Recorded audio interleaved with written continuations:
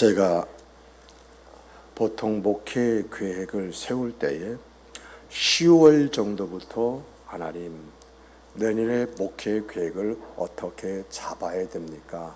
기도하는 가운데에 그 하나님이 내 안에 주시는 어떤 감동이 있어요. 그것을 가지고 주제를 세웠는데 올해는 하나님께서 연합과 일치라고 하는 주제를 주시고, 그리고 표어로 너와 나는 하나다 라고 하는 것을 주셨습니다. 정말 이러한 주제를 내가 갖게 될 때 정말 신기했어요. 어떻게 하나님께서 이러한 주제를 나에게 주실 수 있을까?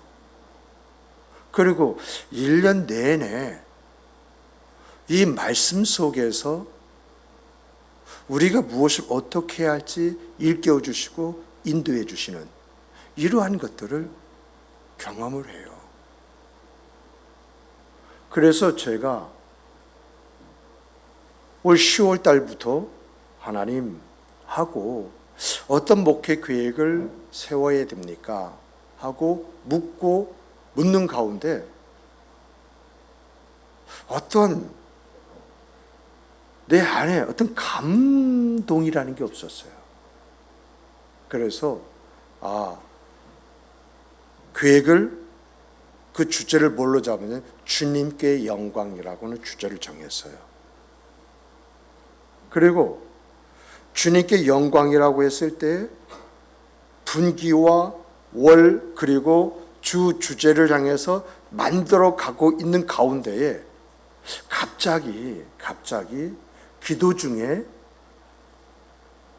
이런 생각이 쑥 들어오는 거예요. 어떤 생각이 들으냐라고 할 때 24년 출발하면서 하나님께서 감화와 감동 그 가운데 연합과 일치라는 주제를 주셨고, 너와 나는 하나다라는 표현을 딱 주실 때 여기 하나님 무슨 뜻이 있구나 이런 생각을 가졌는데, 과연 우리가 얼마나 연합과 일치를 이룬 그런 생과 삶을 살아가고 있고 저와 여러분은 얼마나 하나가 되어지는 그 모습을 갖고 있는가라고 하는 것에 대해서 궁금함이 딱 들어왔어요.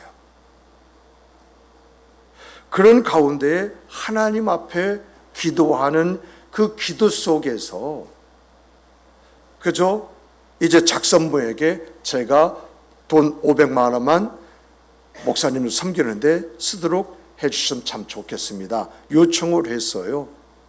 그런데 이 요청을 하고 난 그 다음날 내가 새벽에 엎드려서 기도하는 그 기도 속에서 갑자기 딱 주시는 게 있는 거예요. 그리고 그것이 현실이 되어버리는 거예요.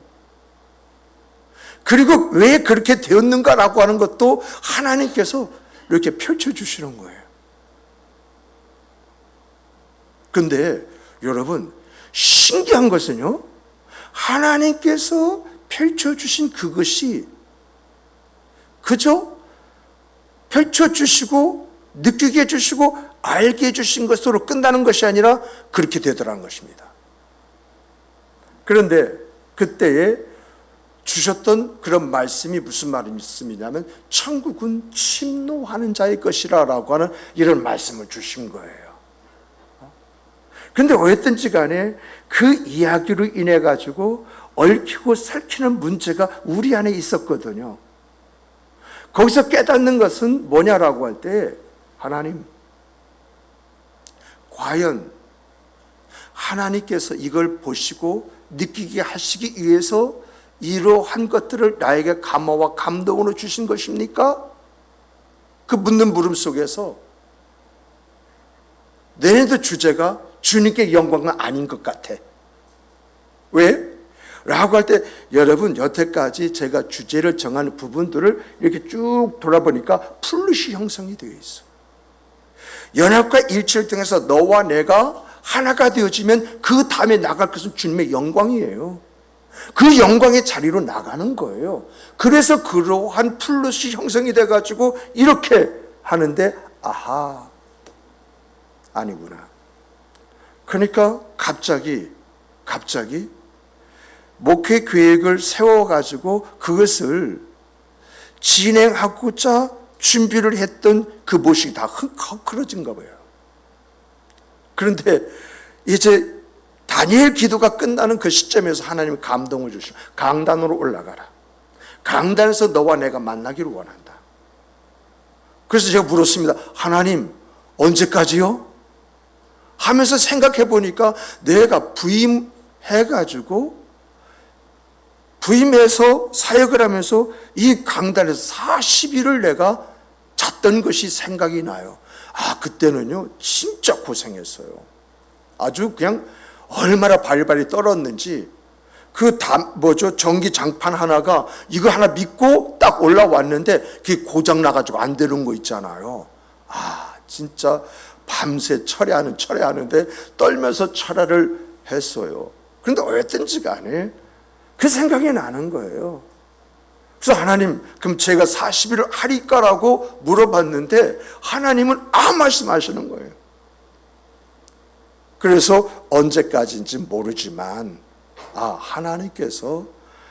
하나님이 나를 부르시는구나, 나와 교제하기를 원하시는구나 하고 다니엘 기도 딱 끝나자마자 그 다음날부터 이제 단에서 이제 하나님과 씨름을 하는 거예요. 막 씨름해서 하나님, 그러면 내년에 목회 계획을 어떻게 세워야 됩니까? 주제를 뭘로 삼아야 됩니까? 막 하나님께 구하는 가운데 이건 진짜 음성입니다. 내 안에 콱 하고 들려오는 소리가 무슨 소리냐라고 할 때에 섬김의 영광이라는 단어를 딱 하고 들려주시는데, 하나님 이 주제를 통해서 하나님이 일하시고자 하시는 그것이 무엇입니까? 하면서 이제 하나님과 씨름을 하는 거예요. 하나님, 섬김은 어떤 섬김인가요? 하나님, 영광은 어떤 영광인가요? 하고 막 하나님하고 묻고 하는 그런 가운데에 하나님이요, 내게 넣어주신 것이 회복이에요. 회복. 좀 이상하지 않아요?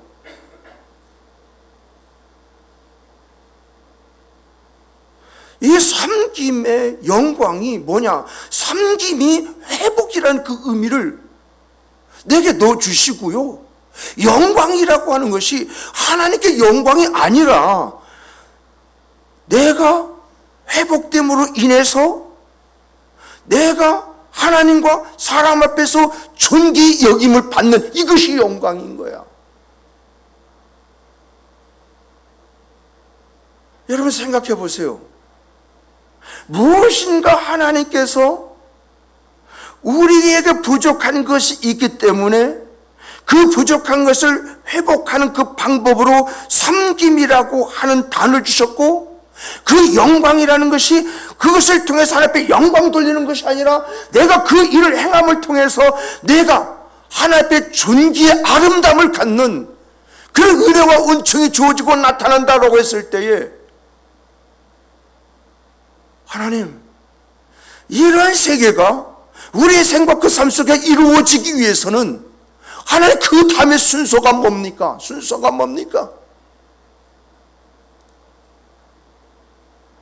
이런 속에서 하나님이요 조금씩 열어주시는 거예요. 하나님, 그러면 섬김의 영광이라고 했을 때에 이 섬김의 어떤 메인과 서브 이 부분들을 하나님께서 이렇게 열어주셨고, 그렇다고 한다면 이것이 이룰 수 있는 그런 부분에 있어서 분기를 어떻게 정해야 됩니까? 했더니 내 안에 들려지는 그 음성이 어떤 음성이냐? 섬김을 기회로. 그래, 하나님, 섬김을 기회로요? 그럼 그 다음에 뭔가요? 이 분기에 대해서 딱 하더니 기회를 선용으로. 3분기는 하나님 어떻게 뭘 정해야 됩니까? 그랬더니 들려지는 그런 소리가 선용을 성숙으로. 그리고 하나님 마지막 4분기는 어떻게 하는 게 좋겠습니까? 했더니 4분기에는 성숙을 영광으로. 그래서 막 볼펜이 없어가지고 옆에 핸드폰 가지고 막 찍었어요. 섬김, 기회, 선용, 성숙, 영광. 이것만 찍은 거야. 그리고 봤더니요, 어떻게 이렇게 일목요연하게 다 이어지고 연관이 되어져 있어요. 섬김이라고 하는 것은 하나님이 나에게 준 기회라는 거죠. 그 기회를 내가 선용을 할 때에 내가 하나님 보시기에 합한 그 성숙함을 갖게 되어주는 것이고, 이런 모습을 보시는 하나님의 영광, 나를 존귀하고 아름답게 세우시고 나로 하여금 어떤 그 일을 감당하게 하실 은혜와 은총을 주신다고 하는 이러한 것이 주제와 모든 것이 딱 맞아 떨어지는 이러한 속에서 섬김이라는 것을 정리하기 시작을 하는 거예요.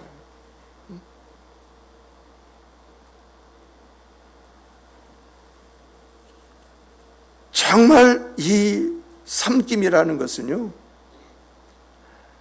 하나님을 잘 섬기자 이런 것이 아니라 그 내용을 기도하고 하나님과 교제와 교통함 속에서 그것을 살펴보니까 어떻게 해야 하나님의 약속이 내 삶 안에서 이루어지고, 어떻게 해야 하나님의 은혜라고 말할 수 있는 그런 것들을 내가 경험하게 되어지고, 어떻게 해야 내가 스스로 하나님이 하셨습니다라고 하는 것을 고백할 수가 있느냐. 이러한 것들이 이 속에 다 담겨져 있더라, 그 이야기입니다. 정말 사랑하는 성도 여러분, 오늘 우리들이 하나님 안에서 하나님의 살아계시고 일하시고 역사하심이 어떤 것인지 그걸 내가 체험하고 그 하나님 안에서 그 하나님 되심을 노래하고 그 하나님이 함께해 주심으로 인해서 내 새 삶에 아름다움이 더해지는 그런 역사 소망하지 않으십니까?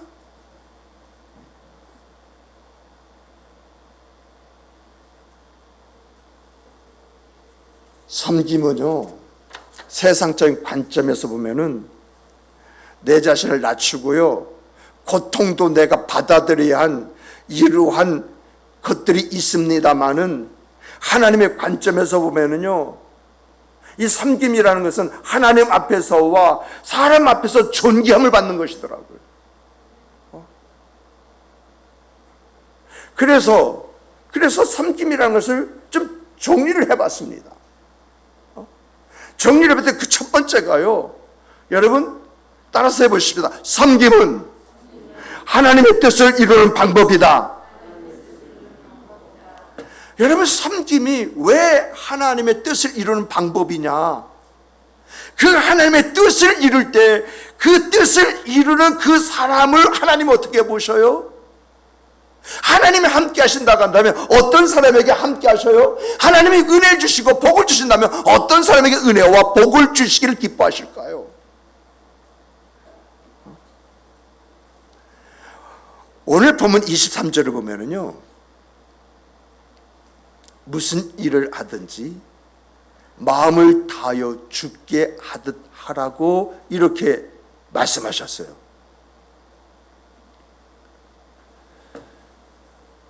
여기서 볼 수 있는 것은요, 섬김 속에는 섬김을 통하여 이루고자 하시는 하나님의 뜻이 있기 때문에 우리가 주를 섬기듯이 나를 나. 그래서 이럴 첫 주가 나예요. 나를 섬기고, 가정을 섬기고, 교회를 섬기고, 이웃을 섬기면 그 섬김을 통해서 하나님의 일하시고 역사심이 그 사람의 생과 삶 속에 주어지고 나타나므로 이 하나님의 일하시고 역사심이 그 사람의 생의 삶이 되어진다라고 하는 것입니다. 정말 하나님과 많은 씨름을 했어요. 여러분이 알든지 모르든지 간에 정말 여기서 씨름 많이 했습니다. 그 씨름하는 가운데 하나님, 그러면 섬김이라고 할 때 대상이 있는데 그 대상이 누굽니까? 했더니 첫 번째 주시는 것이 나예요, 나. 그리고 두 번째가 가정이야. 그래서 하나님은 내가 회복되기를 원하시는구나. 우리의 가정이 회복되기를 원하시는구나. 세 번째가 교회예요. 그 교회가 뭔가 회복될 것이, 그 회복되는 것을 원하시는구나. 그리고 이웃과의 관계 속에서 무엇인가 내가 살아온 그 삶을 좀 교정할 필요가 있는가 보구나. 그래서 1월달이 정체성입니다. 우리 정체성, 가치성, 사명성, 이거 말 많이 했죠. 근데 중요한 것은요, 하나님이 다시 주시는 거예요.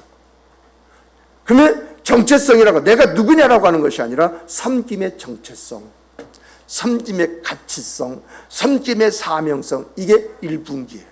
그래서 주제가 뭐죠? 분기별 주제가 섬김을 기회로 라고 할 때 어떻게 이렇게 맞아떨어져요?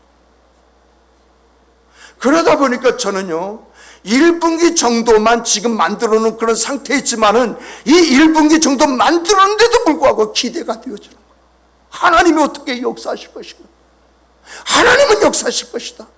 이 믿음 속에서 2025년을 지금 열어가고 있는 거예요. 여러분, 마태복음 15장 16절 이런 말씀이 있습니다. 이같이 너희의 빛이 사람 앞에 비추게 하여 그들로 너희 착한 일을 보고 하늘에 계신 너희 아버지께 영광을 돌리게 하라라고 했습니다. 여기서 착한 일이 뭐죠? 이 착한 일이 섬김이에요. 섬김. 그리고 이 섬김이 우리가 사람들에게 보여줄 모습이기 때문에 이런 모습을 보여주는 것을 가리켜서 빛이라고 말씀하고 계세요. 빛. 그러니까 우리가 내 자신을 비롯해서 나와 함께하는 모든 그런 사람들을 내가 그들을 위해서 무엇을 할 수 있을 것인가, 이걸 찾는 것이 섬김인데, 이런 섬김이 하나님 보시기에는 또 사람들이 느끼기에는 그것이 한 줄기 빛이 될 수 있다는 거예요. 이런 것이 있음을 통해서 어떤 일이 주어지느냐라고 할 때, 이런 일을 통해서 사람들이 하나님 아버지에게 어떤 말 한마디를 던지고 우리의 신앙에 대해서 어떤 말 한마디를 던지는 것이 뭐죠? 영광이라는 것입니다. 그런데 중요한 것은 이런 것들을 하나님이 이루시기를, 하나님이 원하시는 우리의 모습이잖아요. 이런 모습이기에 이 일을 행하는 사람,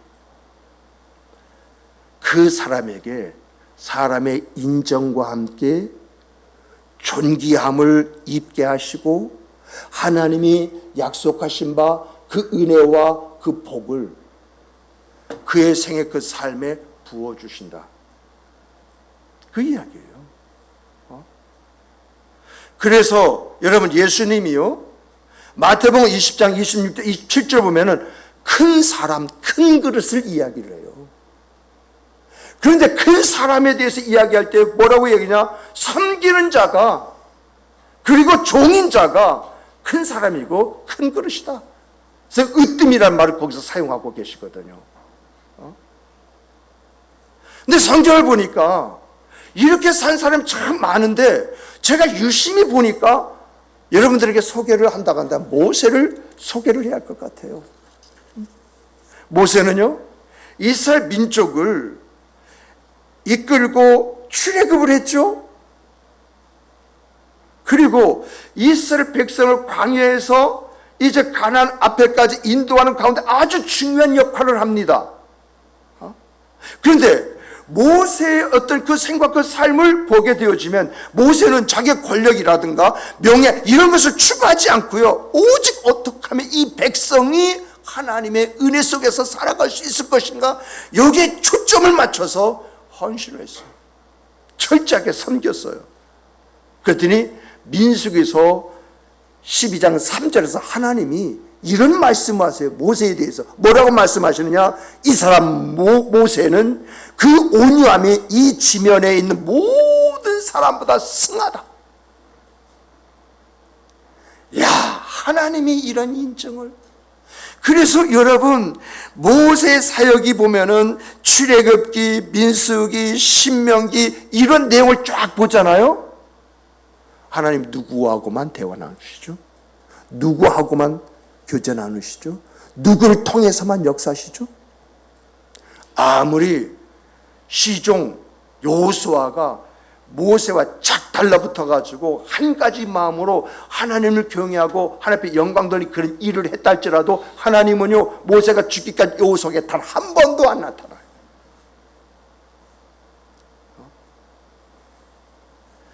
정말 하나님은요, 모세와만 함께 하셨고요, 모세하고만 교제하셨고요, 모세를 통해서만 역사하심으로 인해서 모세가 어떤 존재이냐? 하나님이 함께하는 사람이다. 그래서 모세가 함몰하게 되면 누구를 함몰하는 것이냐? 하나님을 함몰하는 것이다. 이런 위치에 그를 세우시잖아요. 그리고 역사 속에 모세와 같은 지도자 없다.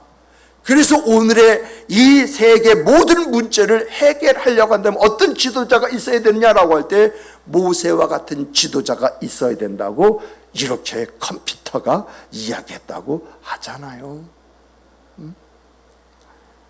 여기서 볼 수 있는 것은요, 두 가지예요. 내가요, 내 방식으로 존귀함을 받고자 한다고 한다면 내 능력만큼은 존귀함을 받을 수 있어요.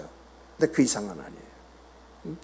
그러나 하나님의 방식으로 내가 존귀함을 받고자 한다고 한다면 여러분, 하나님만큼 존귀해지는 줄 믿으시기 바랍니다. 그리고 또 하나를 본다고 한다면요, 섬김이라고 하는 것은요, 내가 잘나고 돈 많이 벌고 뭔가 할 수 있는 그 위치에 서서 하는 게 아니라요, 내가요, 그런 것이 갖춰지지 않다 할지라도 하나님의 감동이 있으면 그 감동함 속에서 반응하는 것, 이것이 하나님의 역사를 부르고 하나님과 동행하는 시대일 뿐만 아니라 하나님이 그 사람을 통해서 일하시고 역사하시는 아름다운 그 일들이 그의 생과 삶이 되어진다는 거예요. 그래서 여러분, 세상에서의 이제 겸손이라고 하는 것은요, 아랫사람이 윗사람을 위해서 섬기는 것을 이야기를 해요. 그렇잖아요. 세상에서의 섬김이라고 하는 것은요, 아랫사람이 윗사람을 예우하는, 이것을 섬김이라고 하지 않습니까? 그런데 성경에서는 뭐가 섬김이냐? 윗사람이 아랫사람을 섬기는 것이 섬김이다, 이렇게 이야기해요. 그리고 나서 말씀하신 말씀을 종합을 해보게 되어지면 세상에서의 그런 섬김은 그 사람을 교만하거나 거만하게 만들지만은 하나님 안에서의 그 섬김이라고 하는 것은 사람을 얻고 존귀함을 갖게 해주실 뿐만 아니라 하나님의 은혜를 부르고 하나님의 역사를 체험하는 방법이다라고 이렇게 이야기를 해요. 정말 놀랍지 않으십니까? 저는 설교를 준비하기 위해서 이것저것 찾아내면서 이런 것을 볼 때마다, 야, 여기 진짜 보석이 따로 없구나. 이게 보화가 아니고 무엇을 보화라고 하느냐. 그래서 성경을 보면은요, 하나님은요, 자기의 자아를 낮추고 다른 사람을 높이는 겸손한 사람을 하나님의 약속대로, 하나님의 방법대로 그를 높이신다고 말을 하고 있어요. 그래서 여러분, 베드로전서 5장 6절에 뭐라고 말씀하고 있죠? 베드로전서 5장 6절을 보면은요, 그러므로 하나님의 능하신 손 아래서 겸손하라. 때가 되면 너희를 높이시리라. 때가 되면 하나님께서 높여주신대요. 때가 되면 하나님께서 존귀하게 세워주신대요. 때가 되면 하나님께 영광을 돌리도록 만드신대요. 정말 오늘 우리들이 살펴야 할 것이 뭐냐라고 할 때, 여러분과 저는요, 섬김의 시작이 겸손에서부터 시작된 줄 믿으시기 바랍니다. 그래서 섬김 어떻게 내가 무엇을 쏟아주고 무엇을 해주는 것이 아니라, 섬김이라는 것은, 하나님이 원하는 섬김이라는 것은 겸손에서부터 시작이 되어서, 내가 겸손일 때 그 모습을 보신 하나님이 내 안에서 내가 어떻게 섬겨야 할지 그것을 일깨워 주심으로 인해서 내가 점차적으로 그 하나님의 약속의 세계에 들어간다는 것입니다. 우리가 여러분 잘 아는 것이 뭐죠? 정말 겸손함으로 하나님의 역사를 일으키고 하나님이 세워준 사람을 찾으러 간다면 전 엘리사를 찾아요. 왜 엘리사를 제가 꼽느냐라고 할 때, 여러분, 엘리야가 숨어 지내는 가운데 하나님께서 그에게 뭐라고 말씀하시냐? 엘리야야, 너는 아람 나라 장군 하사엘을 기름 부어 세워서 아람 나라 왕으로 세워라. 또 더 나가서 너는 이스라엘로 가가지고 이스라엘 이제 장군 예후를 왕으로 기름 부어 세워라. 그리고 너는 너의 제자를 찾는데 엘리사라고 하는 사람 찾아가서 너의 제자를 삼아라. 이렇게 말씀을 하세요.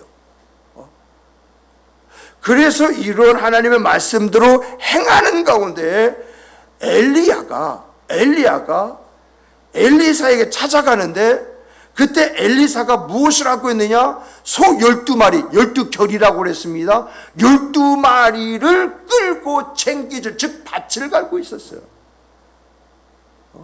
당시에는요, 소 한 마리만 있어도 부자인데 12마리를 가지고 챙기를 이제 하고 있다라고 한다는 것은, 여러분 여기서 볼 수 있는 것은요, 엘리사가 부유했다 부유하지 않았다?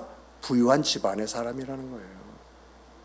그런데 지금 엘리사에게 나타난 그 엘리야는 어떤 모습입니까? 엘리사가 엘리야를 볼 때 엘리사는 엘리야를 보지도 듣지도 못한 그런 사람이에요. 그리고 더 나가서 거리에 노숙자 있지 않습니까? 노숙자와 같은 옷차림을 하고 있는 사람이에요. 그런데 그러한 엘리야가 와가지고 12마리 소를 가지고 이래 하고서나 쟁기질을 하고 있는 엘리사가 와가지고 겉옷을 휙 하고 집어던져요. 이 겉을 집어던졌다고 하는 것은 내가 너를 제자로 삼겠다라고 하는 메시지, 무언의 메시지가 있거든요. 이러한 모습을 딱 바라볼 때에 엘리사가 얼마든지 인간적인 그 생각을 할 수가 있었음에도 불구하고 범상치 않은 그 모습을 보고 그 앞에서 순종을 하는 것입니다. 그런데 이런 순종의 결과가, 그의 삶을 보니까 갑절의 영감이 주어지네요. 그리고 놀라운 사역을 감당하는데 엘리사의 그 사역을 바라보면은 이스라엘 백성들의 존경과 사랑을 한 몸에 받아요. 이스라엘 왕이 있지 않습니까? 그 왕의 무한 신뢰를 받아요. 그리고 더 나가서 이방 민족들이 있거든요. 이 이방 민족들이 이 엘리사를 얼마나 두려워했는지, 심지어 아람에서 나온 그런 기사를 보니까 아람 왕이 이스라엘 침략하기 위해서 여러 가지 계책을 세우고 준비하고 전쟁을 벌이려고 할 때에 이스라엘 민족이 그곳에 있는 거야. 그래서 번번이 실패하자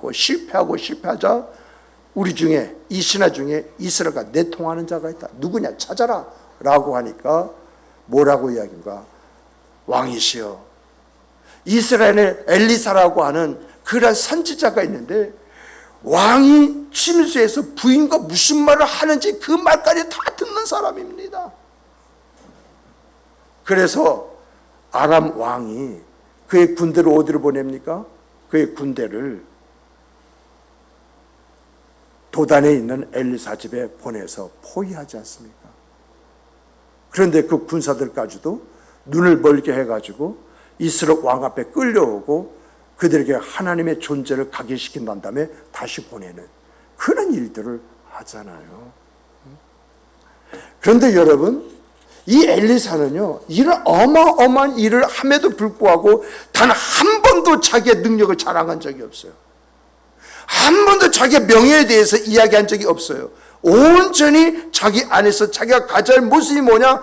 겸손 안에서 섬기는 것만 했어요. 정말 여러분, 이렇게 하나님의 엘리사와 함께 하셨듯이 정말 이 2025년을 열어가는 여러분과 제 안에 이 하나님의 길 주님의 이름으로 축복합니다. 이 하나님이 나의 모든 것이 되어주시고 이 하나님의 역사의 장중 속에서 내 삶이 발견되어지고 그 안에서 하나님의 일하시고 역사하심이 내 입에 찬송이 되어진다라고 했을 때 내 영혼이 얼마나 기쁘고 즐겁겠습니까? 이것이 성경에서 이야기만 아니라 하나님은 어제나 오늘이나 내일이나 동일하신 하나님이라면 오늘도 있어야 될 일이지 않습니까?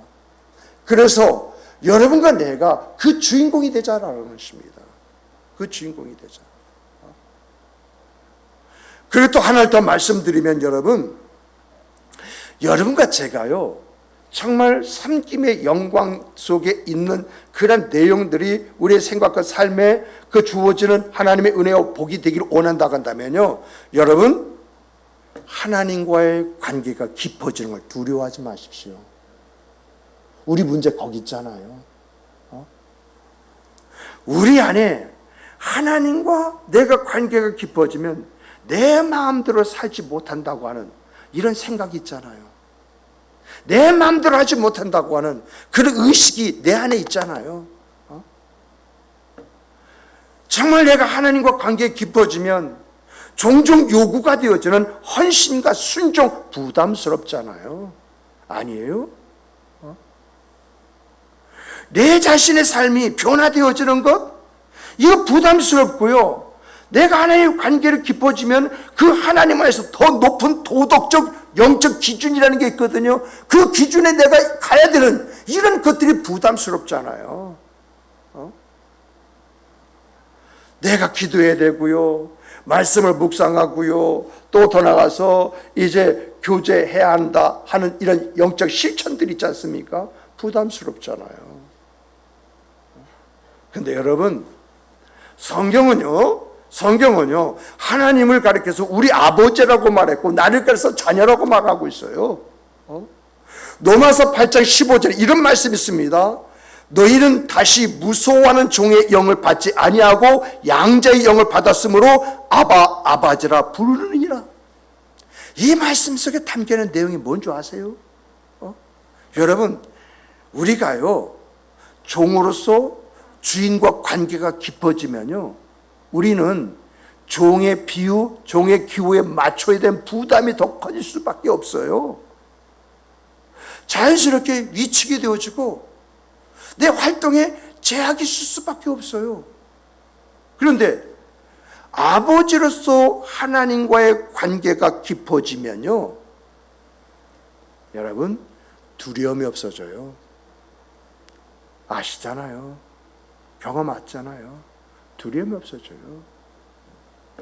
그리고 아버지에 대한 이제 어떤 그 신뢰, 그리고 그 아버지는 기쁨이요, 내 자신감이 되어져요. 항상 이런 사람은요, 할 수 있다, 하면 된다, 해보자.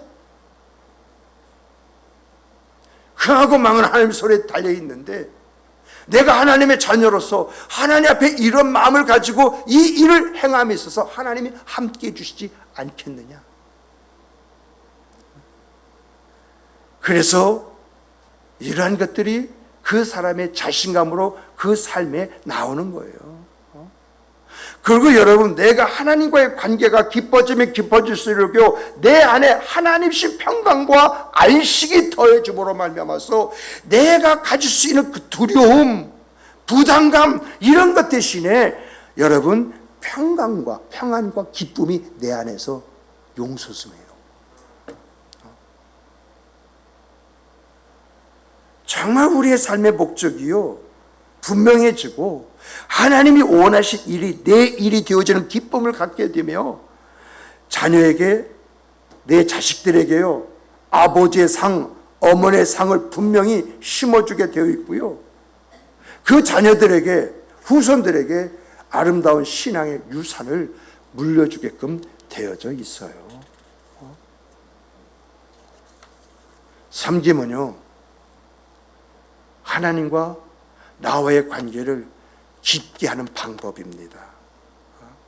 예수님은요 우리가 서로 사랑하고 섬기는 것이요 하나님께 영광을 돌리는 것이라고 말씀하셨을 뿐만 아니라 하나님과 내 관계를 개선하는 것이래요.